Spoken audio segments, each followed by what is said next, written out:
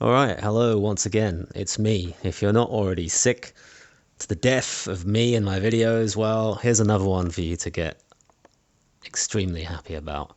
So, one thing I have at the moment, due to this sort of pandemic thing that's going on, maybe you've heard about it, is quite a lot of spare time.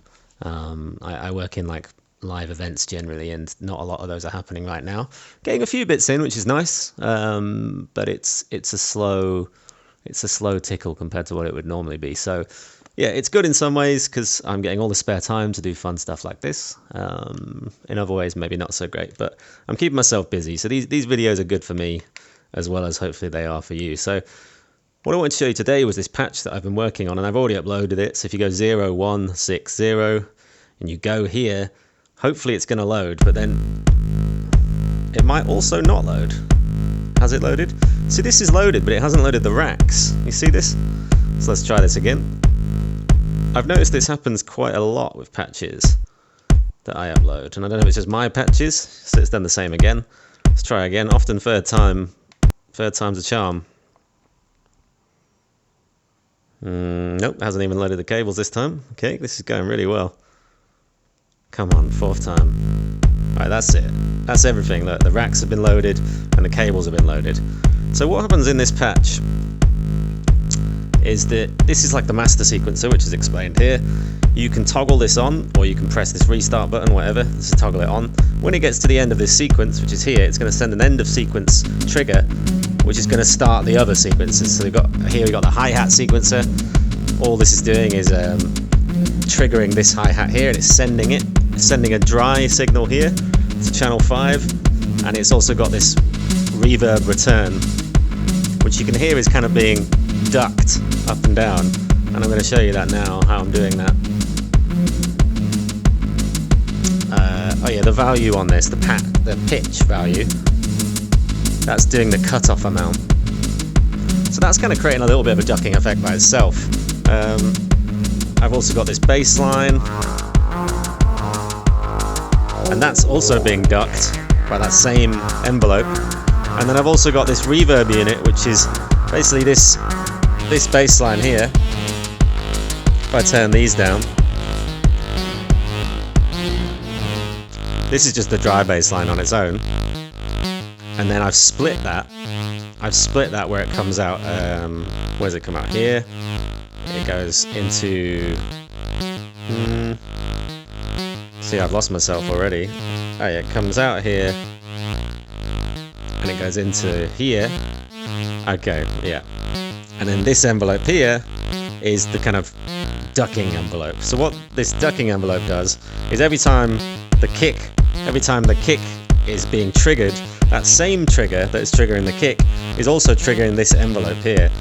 And all I'm doing is that envelope, I've got an attack on it. So the kick will happen, and then the rest of the elements, which in this case is this bass line and this reverb return, that will hopefully sort of whir in as well. And it's a little bit, it's not perfect, but it does kind of give you the effect of kind of that sidechain ducking.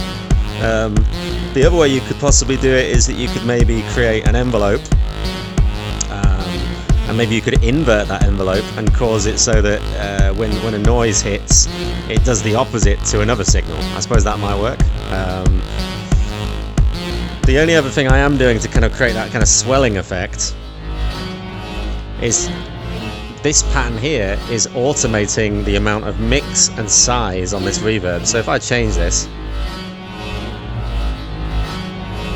you see now there's a lot more reverb all the time. And it's quite messy.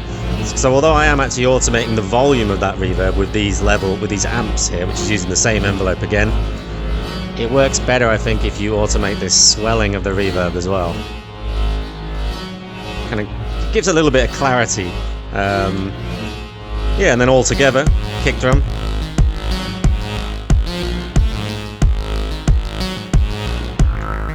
We can also make this lower.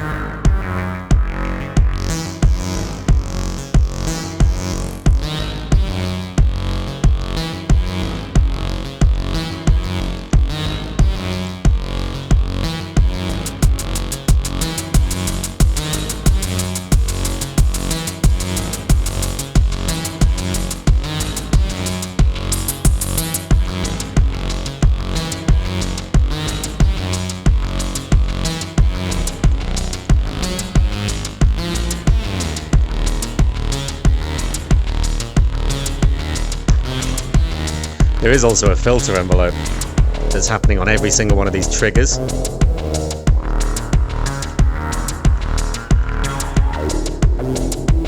If you turn the resonance up, you can hear that.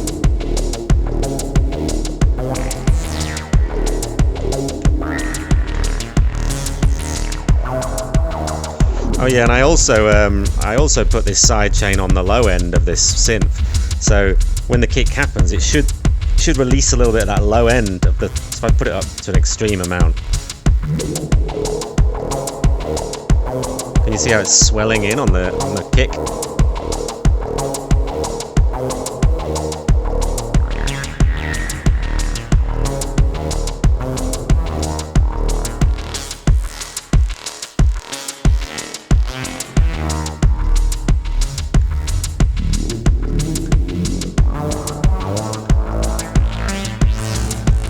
And all I'm doing here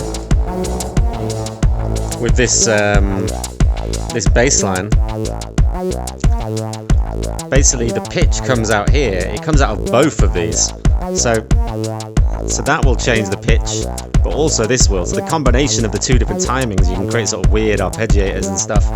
And also, just to get a little bit lower, I've come out the pitch here, added these pitches together, then I'm putting them into this subtract, and I'm taking away this knob value here from the pitch values here, because then that allows you to get more range than you would normally from these range sliders. The other way you can do it is by boosting it with an amp. So yeah, just a quick one today, but I thought I wanted to do that just to kind of show you this ducking, and yeah, you can come and have your own go and let me know how else you might do it.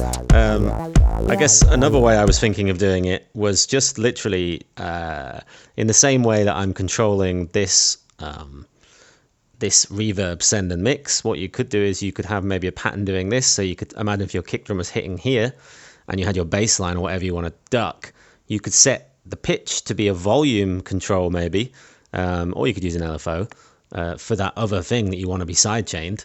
So you could draw it out. So you could say, right, well, if the kick drum hits on this first pulse every time, what I could do is maybe I could create some room there and then have this be a volume control for something else.